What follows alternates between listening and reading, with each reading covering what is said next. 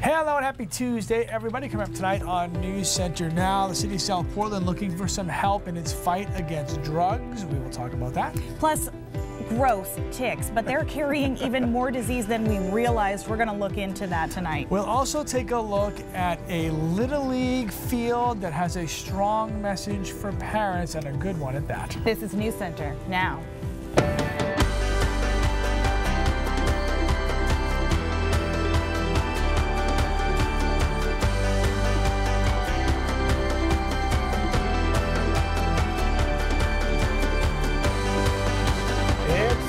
Dreary, drippy, gray, disgusting Tuesday.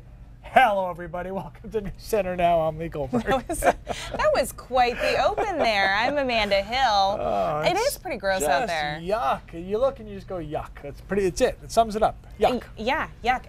Yuck also sums up our story that we're starting tonight with, because my least favorite part about going into this time of year, ticks. And researchers are saying they've actually discovered ticks popping up in areas of the state they were not hanging out in before. Yeah, and it gets worse. It does. Because they're finding new diseases. Chris Costa, our disease guy, spoke with one of the state's leading tick researchers. Chris, really? More diseases? Yeah, I know, and it's something we all like to laugh about, but it is actually pretty serious. Scientists at Maine Medical Center are studying a new bacterium that some ticks have that could increase the tick population. That potentially exposes you and your family to Lyme and other diseases. At the dog park, it's no surprise to hear a story about a tick. They're definitely out there. Get off my ball. Kate Farrar brings Sika and her other dogs here every day to train. And there could be diseases worse than Lyme in Maine's woods. People care about their dogs very, very much. It's hard to see them, not feeling well and not their normal, happy, energetic selves.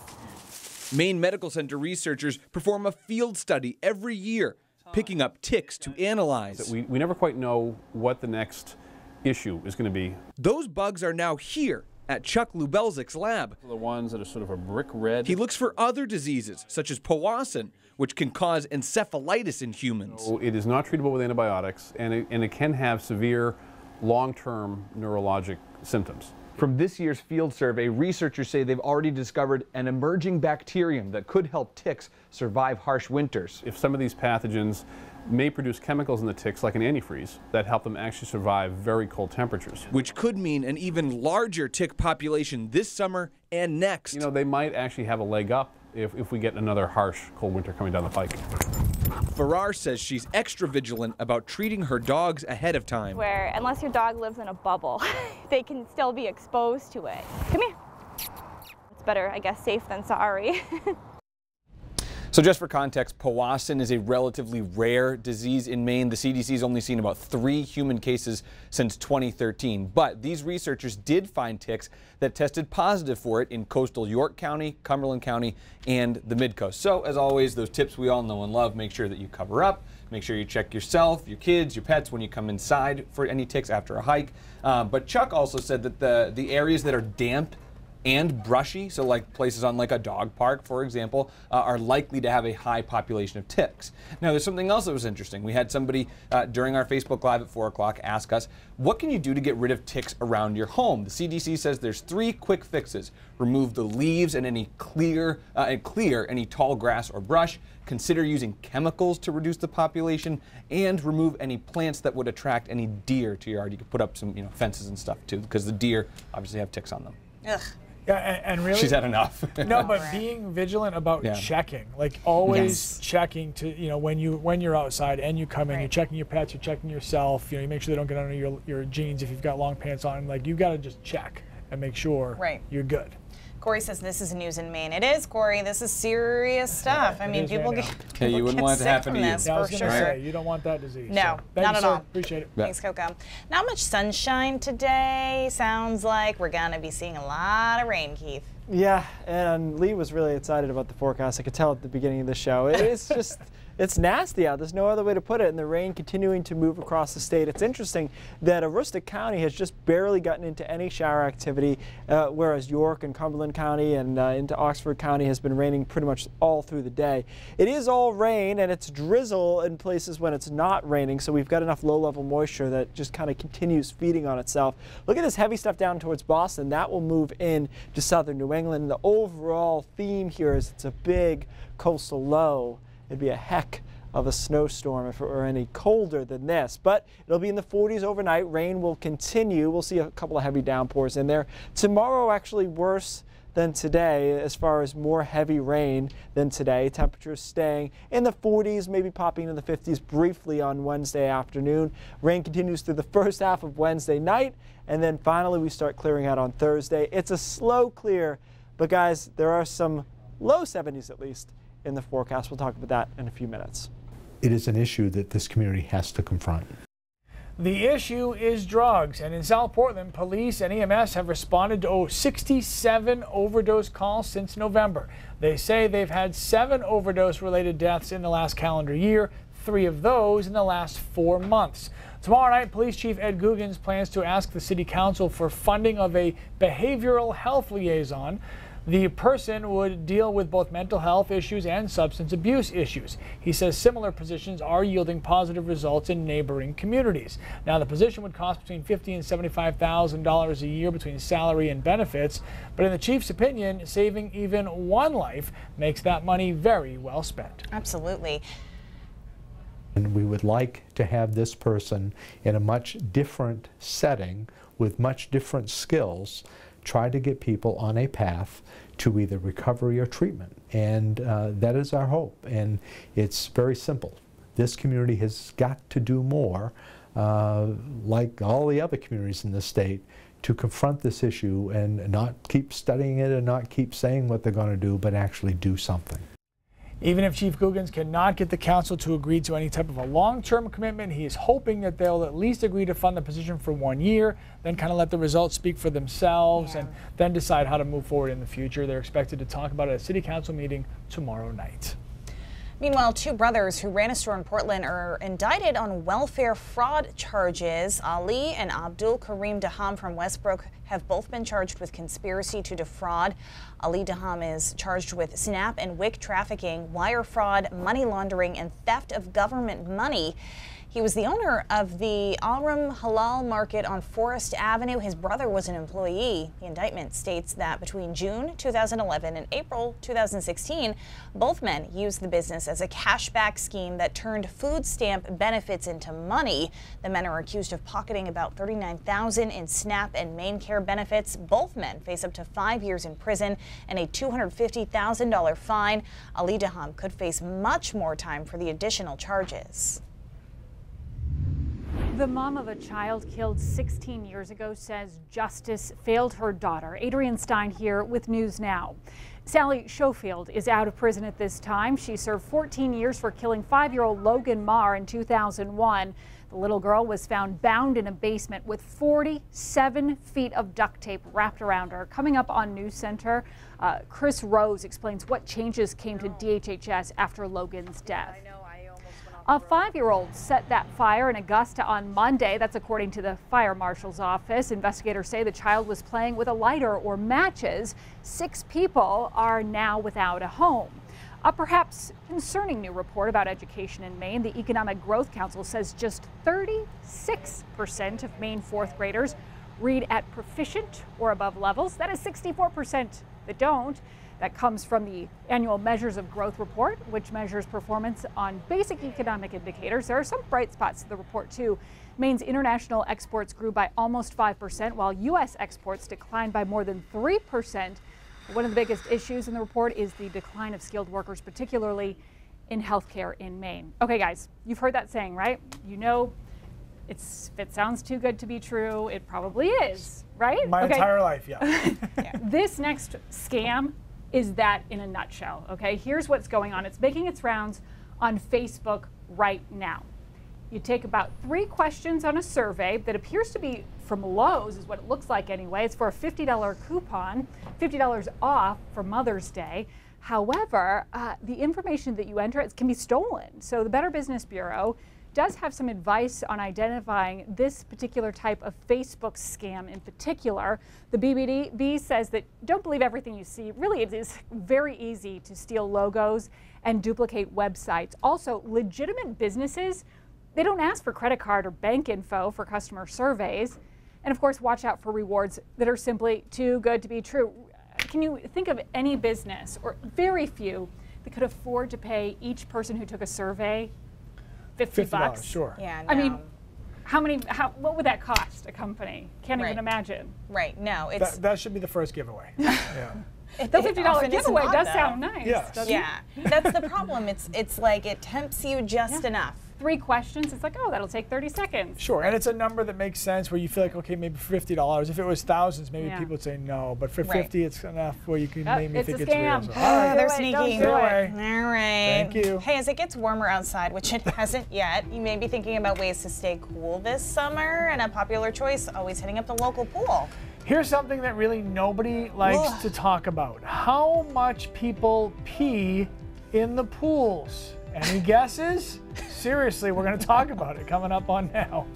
A high school in Maine is ranked in the top 20 nationwide. U.S. World News and Report released its annual school rankings today. The Maine School of Science and Mathematics, it's a magnet school in Limestone, came in at number 19 nationwide. It was also named as the 10th best STEM high school in the country. One other Maine high school made it into the top 500 nationwide, Falmouth High School, which came in at number 328. Rounding out the top 5 Maine high schools was Wells, Greeley, and Freeport.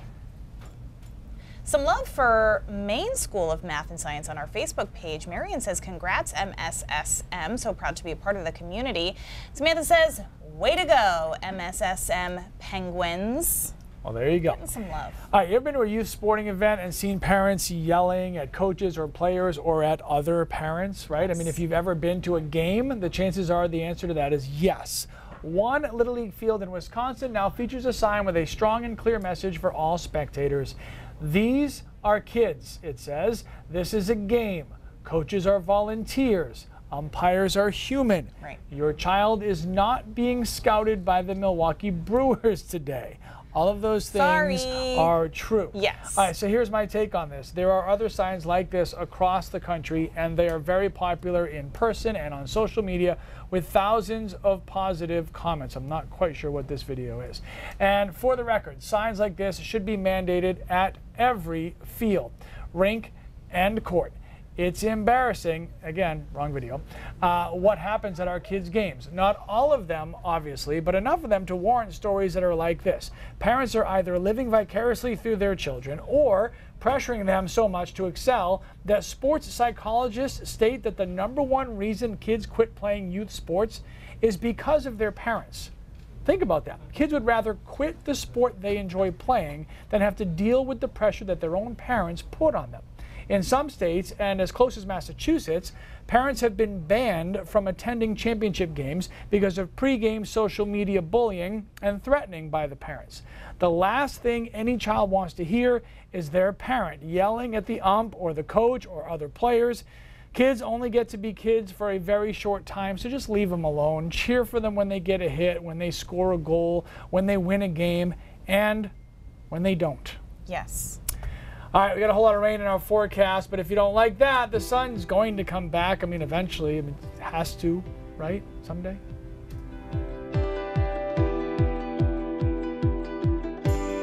Haley, here's your video. Drivers in Phoenix, Arizona are going to start riding along in self-driving cars, courtesy of Google. We were wondering what this was about. It's part of a company project called Waymo. They're asking hundreds of people to ride along in their new self-driving cars, then sit in and provide the feedback. Google says it's working to figure out where people would want to go, what kinds of controls they prefer if they're in those self-driving cars. That's so yesterday, self-driving cars. I was going to say, didn't Uber do something like this, and then there was like an accident, so they pulled the car? Yeah, well, it's a tough thing because they're statistically getting less accidents, but people feel less safe. I don't the know if Uber accident was not their fault. It was someone hit them. Or not, but no way. I am driving my own car. Thank you very much. I'm just happy that Uber is here in general in Maine, because when I was last year, it wasn't a thing. And now you can, in some areas of Maine, you can at least use it. I'm a big fan of that. I've never used it. You never used it? It's huge. It's huge. Oh, no, once at the Super Bowl, but it wasn't me. You did it. I did it. Yeah. I did it, and then I left my phone in the car, and she had to come back for me. Cabs and Uber, but just sometimes it's a little easier. I'm stalling because I don't want to talk about the weather. I know, it's kind of gross out. It's not very nice, but I mean, it was well advertised the next couple days aren't going to be good, but when it's actually out there, it's raining across the vast majority of the state. You can see it now just moving into far northern Maine. It started pretty early in the day across southern Maine from southwest to northeast. That precip shield will continue to move in. Take a look at this low. It is a big hunking low. There we go. All right. I'm really short right now. There we go. Normal size. Big low down across the Carolinas. That's continuing to move to the north and east. So until this clears us, which won't happen until Thursday, you're not going to like the forecast. Temperature staying in the 40s. Maybe pop briefly into the 50s tomorrow, but it is raining through the entire day, and it's drizzle along the coastline with a strong onshore flow. Continue with the rain through Wednesday evening before it tapers off Thursday morning, but Thursday is a slow to clear kind of day. It's not going to be a sharp transition from the rain to sunshine. In fact, most of the day on Thursday is cloudy. Just an afternoon peak of sunshine is the best we'll do. As far as rainfall yet to come, we're looking at 1 inch to 1.5 inches in most spots here. Notice there's less rain in the mountains, but there will be more snow melt there, so they kind of offset each other when it comes down to net impacts. And there is a coastal flood advisory across York and Cumberland counties and into Rockingham County in New Hampshire. What's happening here is we do have an onshore flow that will pile on through the day tomorrow, and we have an astronomically high tide tomorrow early afternoon. So the combination of those is why you're seeing right here this coastal flood advisory that's valid until Wednesday, 1 a.m. All right. If we're done with winter, which we probably are, we're going to end up solidly above average for the year at 95.3 inches. Our average is about 62 inches of snow. Nowhere near a record, it is worth noting, but definitely a high-end winter.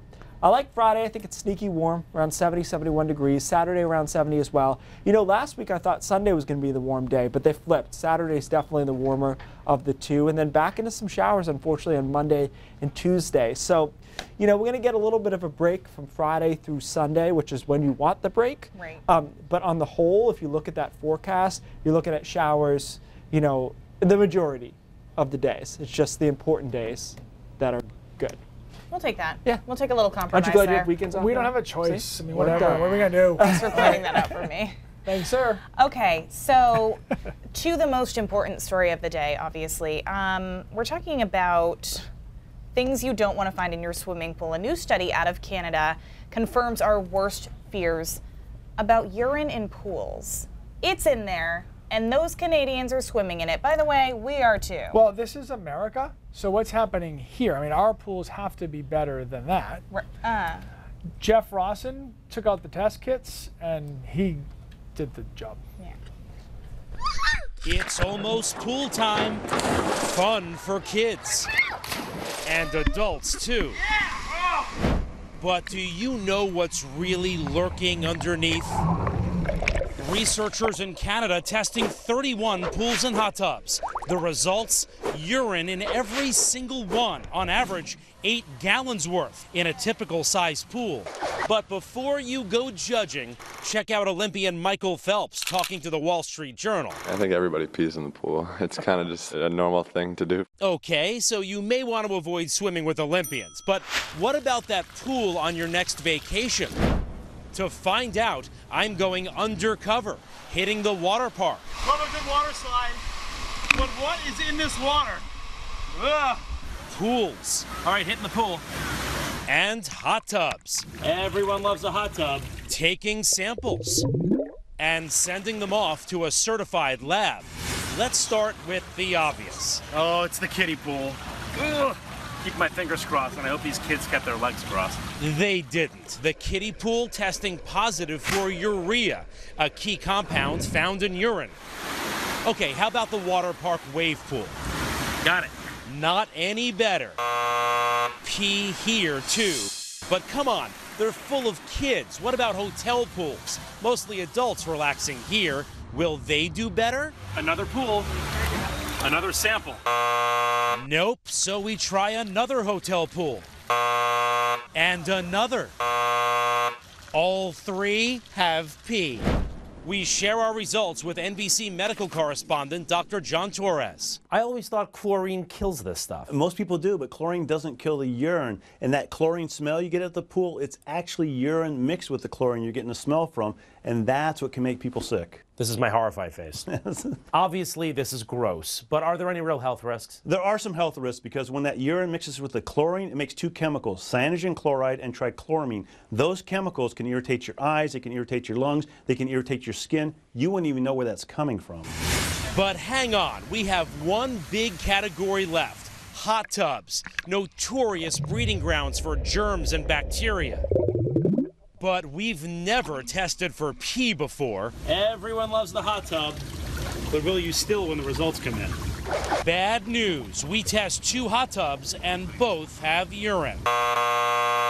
In the end, from the water park to the hot tubs and pools we tested, only one, yes, just one, came back pee-free. So what are we supposed to do? The main thing is don't pee in the pool. Tell your family and friends, don't pee in the pool.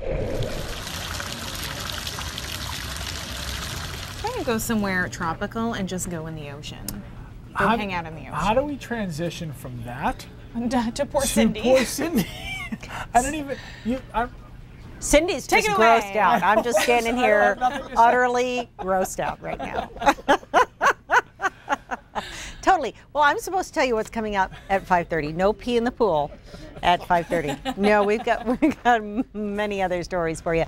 We're going to check out this nonprofit that is helping immigrants start a new life here in Maine and stay here in Maine. We'll tell you about that. If you've still got your studded tires on your car, you know what? You need to swap them out or it could cost you and your local roads. We're going to tell you about that.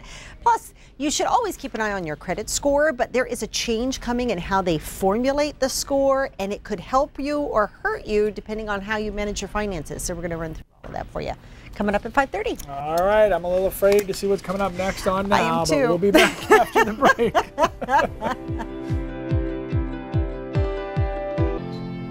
All right, today's Brain Drops is an interesting part of the Northern Lights. They recently recognized a particular part of the Northern Lights that they didn't have a name for before, and they named it Steve, which is a nod to Over the Hedge, that children's movie, where they named something they didn't know. See that beam right there? See how it's rotating in the sky? That is Steve, which is they found out to be a much more charged and much warmer part of the aurora that is an actual thing, and it happens at some of the lower latitudes. So you can see it in Canada, and in fact in Alberta, Skywatching Group is the first one to discover it. So they're now just doing some research. You can see it with the naked eye, but it's better seen on 5 to 10 second exposure, and it is a new part of the atmosphere that we've just found out. And it's awesome. Oh, by the way, Over the Hedge, underrated kids movie. I've seen them all. And I've that one seen was actually it. pretty good. Yeah, I haven't seen them all. Youth Center at 5:30 starts now.